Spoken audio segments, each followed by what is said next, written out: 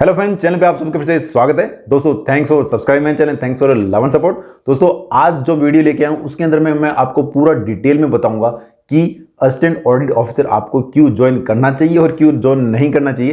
क्योंकि मैं as a WO काम कर रहा हूं, तो इसका मतलब ये नहीं है कि भाई मैं आपको सिर्फ ये कहूंगा कि भी आइए इसको ज्वाइन कीजिए, लेकिन मैं आपको सारे पॉइंट्स बताऊंगा कि भाई आपके लिए क्या चीज बेनिफिशियल है, क्या चीज बेनिफिशियल नहीं होगी, कहां पे आपको दिक्कत हो सकती है, कहां पे आपके लिए फायदा है। तो आपकी जो लाइफ में प्रायोरिटी है उसके हिसाब से आप डिसाइड कीजिए कि भी आपको as a assistant audit officer join करना चाहिए कि नहीं करना चाहिए। सारे पॉइंट जिसके अंदर में रहेंगे। ये मैंने टॉपिक इसलिए लिया है क्योंकि स्टूडेंट्स बहुत क्वेश्चंस करते हैं, बहुत डाउट में रहते हैं कि सर इस जॉब को मैं ज्वाइन करूं कि नहीं करूं, दूसरे पोस्ट को प्रेफर करूं कि नहीं करूं। तो ये जो पूरा वीडियो है इसमें आपके सारे डाउट क्लियर होने वाले हैं। वीडियो को लास्ट तक देखिएगा क्योंकि सारे पॉइंट्स इंपॉर्टेंट है। और अगर वीडियो पसंद आए तो लाइक शेयर और सब्सक्राइब करना ना भूलिएगा। तो दोस्तों स्टार्ट करते हैं कि भाई सबसे पहला क्वेश्चन, सर इसमें टूरिंग है, बहुत ट्रैवलिंग है, दिक्कत होगी। तो ये पॉइंट देखो मेरे को बहुत क्लियर करना यहाँ पे जरूरी है। यस, ट्रैवलिंग है, बहुत सारी टूरिंग रहती है।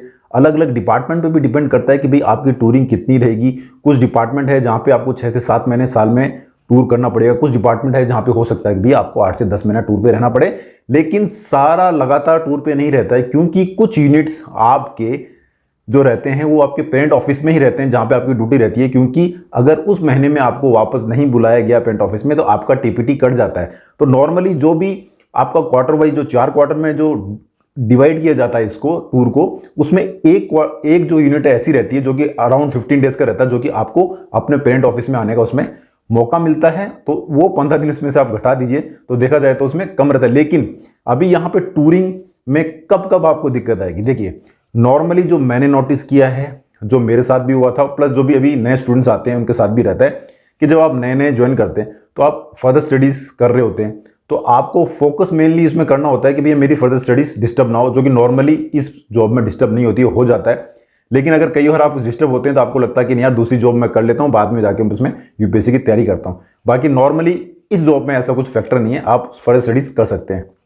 सेकेंड फैक्टर कब आता है कि भैया अब आपको शादी करनी है, नए नए आपकी शादी हुई है तो आप टूर पे नहीं जाना चाहते हैं। अगर कई लोग ऐसे होते हैं कि भैया ठीक है चलो कोई नहीं, शादी तो हुई है अपनी, लेकिन फैमिली को साथ में लेके या अपनी वाइफ को साथ में लेके मैं टूर पे जाता हूँ। तो ये फ्रीक्वेंट टूर जब होते हैं तब वो इस चीज़ में दिक्कत आने लगती है उनको कि भैया बार बार कितनी बार मैं अपने साथ में लेके जाऊँ, खर्चा वगैरह ज़्यादा ना पड़े। लेकिन नॉर्मली जो नए बच्चे आते हैं मैंने यही देखा है कि भाई अपनी वाइफ को साथ में लेके जाते हैं। लेकिन अगर दोनों वर्किंग हैं तब तो फिर आपको दिक्कत हो सकती है क्योंकि आप एक जगह नहीं रह पाते हैं। हाँ, स्पाउस ग्राउंड पे अगर आप अप्लाई करते हैं तो वो फिर आपके लिए एक अच्छा हो जाता है, एक जगह आपको उसमें ट्रांसफर मिलने के चांसेस रहते हैं क्योंकि INAD के अंदर में स्पाउस बेस पे ट्रांसफर है। दूसरी बात ये आती है कि जब आपकी नई शादी होने के बाद में जब आपके बच्चे होते हैं, बच्चे छोटे रहते हैं, उस समय आपको टूर पे जाने पे बहुत दिक्कत आती है क्योंकि आपको बच्चों को देख रेख भी करना होता है, दोनों को मिल के करना रहता है उसमें। तो उस समय नॉर्मली आपको कंसिडर कर लिया जाता है जब आप अप्लीकेशन लिखते हैं कि भाई इस तरह की मेरी प्रॉब्लम है, तो आपको टूर पे नहीं भेजा जाता है।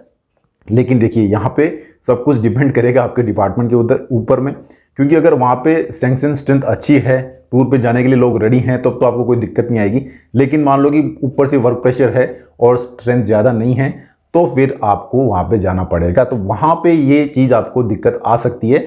तो इस डिपार्टमेंट को ज्वाइन करने से पहले टूरिंग को माइंड में लेके आइएगा। और नॉर्मली होता क्या है कि जब नॉर्थ इंडियंस हो गए या कोई भी कहीं से भी अगर अपन दूसरे स्टेट में जाते हैं, वहाँ पे जॉब करते हैं, तो अपनी पूरी फैमिली वहाँ पे नहीं होती है। जो लोकल्स होते हैं उनके लिए अच्छा ये हो जाता है कि भाई उनके मम्मी पापा भी साथ में रहते हैं तो उनको टूर में जाने से दिक्कत नहीं होती है। लेकिन नॉर्मली जो बाहर से जो बंदे आते हैं उनकी पूरी फैमिली नहीं रहती है, सिर्फ एक कहा जाए तो सिर्फ वाइफ रहती है और उनके बच्चे रहते हैं, तो उसमें थोड़ी सी दिक्कत होती है। तो वहाँ पे अगर आपको छुट्टी मिल जाती है या फिर आपको टूर पे नहीं भेजा जाता है, आपका रेगुलर रूटीन चल रहा होता है, तब तो कोई दिक्कत नहीं है। लेकिन उस समय अगर जो टूर पे भेजा जाता है तो थोड़ी दिक्कत होती है।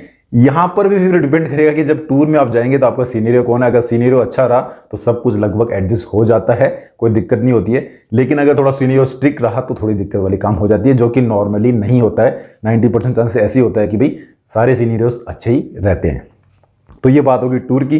तो आपको कहाँ कहाँ दिक्कत आ रही है, स्टार्टिंग में दिक्कत आ रही है। जैसे ही आपके बच्चे बड़े होने लगेंगे, सब कुछ सेट होने लगेगा, आपकी फैमिली सेटल होने लगेंगी, आपके फैमिली को पता चलेगा कि भाई कौन सी चीज़ें कहाँ पे हैं, कहाँ पे बच्चों की स्कूलिंग हो रही है, क्या हो रहा है, हर चीज़ सेटल हो गई।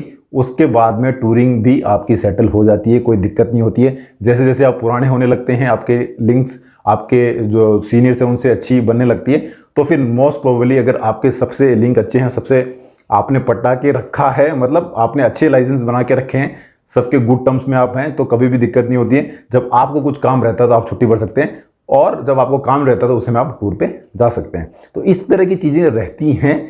ऐसा नहीं है कि भाई आप आ गए तो आपको ज़बरदस्ती टूर पे भेज जा रहा है। वो नॉर्मली तब किया जाता है कि भाई जब आपके डिपार्टमेंट में स्ट्रेंथ कम है, नहीं तो नॉर्मली टूर के लिए हर कोई जाने के लिए रेडी रहता है। तो आपको टेंशन लेने की बिल्कुल ज़रूरत नहीं है। जो बंदे रेडी हैं वो टूर पे जाते हैं। अब ये डिपेंड करेगा आपके लक पे भी आपको कौन सा स्टेट मिला। लेकिन अगर आपको डब्ल्यू में अपना ही स्टेट मिल जाता है तो भैया बल्ले बल्ले हैं, कोई दिक्कत ही नहीं है, क्योंकि आपके मम्मी पापा या दादा दादी सभी आपके वहीं पे हैं। तो आप अगर टूर पे भी जाएंगे तो आपको उतनी दिक्कत नहीं रहेगी, और टूर पे हमेशा एडजस्टमेंट हो जाता है, उसमें कोई दिक्कत नहीं रहती है। इसके बाद में देखा जाए तो अगर मैं बोलूँ कि असिस्टेंट ऑडियो ऑफिसर को आपको क्यों ज्वाइन करना चाहिए, क्योंकि आप ये मत सोचिएगा कि भाई मैं हूँ तो आपको बोल रहा हूँ, मैं एकदम दोनों तरफ के पॉइंट्स बता रहा हूँ आपको कि भाई क्यों ज्वाइन करना है, क्यों नहीं करना। ये मैंने आपको बता दिया कि भाई इसमें एडजस्टमेंट हो जाता है, लेकिन हो सकता है कभी कभी ना हो, तो आप उसको कंसिडर कर सकते हैं कि भैया नहीं ज्वाइन करें। लेकिन कुछ जो चीज़ें अच्छी हैं इसमें वो ये है कि आपको 4 साल में NFU लग जाता है, सीधा 4800 रुपये तो आते ही हैं, लेवल 8 पे तो आते हैं, और लेवल 9 आपको 4 साल में लग जाता है। उसी दौरान आप 1 साल बाद में जब कंफर्मेशन आपको मिल जाता है, SS क्लियर कर लेते हैं, उसके 1 साल बाद में आपको RI देने का मौका मिलता है। फिर उसी के 4 साल बाद में आपको CPD 1 देने का मौका मिलता है। तो अभी जैसे मेरे को 5 साल हुए हैं लगभग, तो मैंने RI भी क्लियर कर लिया है, CPD भी क्लियर कर लिया है। नेक्स्ट वीडियो जो है वो मैं अपनी सैलरी स्लिप दिखाऊंगा, प्लस सैलरी के बारे में बताऊंगा कि भाई आपकी सैलरी क्या रहेगी at the time of joining. तो वो वीडियो देखना ना भूलिएगा। तो इसमें फ़ायदा यही है कि भैया 4 एक्स्ट्रा इंक्रीमेंट मिल जाते हैं, जो कि 4 आपके एक्स्ट्रा प्रमोशंस के बराबर होते हैं, जो कि बहुत ही अच्छी चीज़ है। किसी भी डिपार्टमेंट में ऐसा नहीं है, चाहे कोई भी डिपार्टमेंट आप है, जाके आप देख लीजिए। इसमें टूरिंग एक बहुत ही बड़ा कंसर्न है, तो मैं इसके लिए कहूँगा कि हाँ, अगर आप इस डिपार्टमेंट में आ रहे हैं तो टूरिंग को तो माइंड में लेके आइए ही। इसमें कभी कभी अगर टूर ज़्यादा हो जाते हैं और सैंक्शन स्ट्रेंथ आपके डिपार्टमेंट कम नहीं है, तो ट्रैवलिंग वगैरह भी ज़्यादा हो जाती है, टूरिंग ज़्यादा हो जाती है, वहाँ पे आपको दिक्कत आ सकती है। लेकिन मैंने जैसा कहा कि नॉर्मली एडजस्टेबल रहता है। इस जॉब की सबसे अच्छी बात यह है कि भाई आपको नॉर्मली जो बिग सिटीज़ रहेंगी वहीं पे आपके ट्रांसफर्स रहेंगे या वहीं पे आपकी पोस्टिंग रहेंगी, और आपके जो बच्चों की एजुकेशन है फ्यूचर में अच्छी रहेगी। कुछ ऐसी जगह पे नहीं है कि जैसे कुछ पोस्टों में छोटी सिटीज़ में भी आपके ट्रांसफर्स हो जाते हैं या पोस्टिंग रहती है, इसमें ऐसा नहीं है। आपके अच्छी सिटीज़ के अंदर ही ट्रांसफर्स रहेंगे, तो आपके जो बच्चों की एजुकेशन की कोई दिक्कत नहीं है, आपको अच्छे स्कूल में ही बच्चों को पढ़ा आराम से सकते हैं। अगर आप इस डिपार्टमेंट में आ रहे हैं तो एक चीज़ हमेशा माइंड में लेके आना कि इसमें ट्रैवलिंग है, ट्रैवलिंग रहती है, भले ही वो आगे एडजस्टेबल हो अलग बात है। लेकिन अगर आपको कोई दूसरी पोस्ट मिल रही हो और आपको ट्रैवलिंग पसंद ना हो, तो आप दूसरी पोस्ट को प्रेफर कर सकते हैं। तो दोस्तों, ये था सारा वीडियो। मैंने कोशिश की कि सारे पॉइंट्स कवर हों। आई होप आप लोगों को ये पसंद आया होगा। कमेंट करके कमेंट बॉक्स में बताइए कि भाई आपको वीडियो कैसा लगा, और कुछ अगर डाउट्स हो तो जरूर पूछिएगा। मैं कोशिश करूंगा आपके सारे के सारे डाउट सॉल्व करने के लिए। तो फिलहाल के दोस्तों, जय हिंद।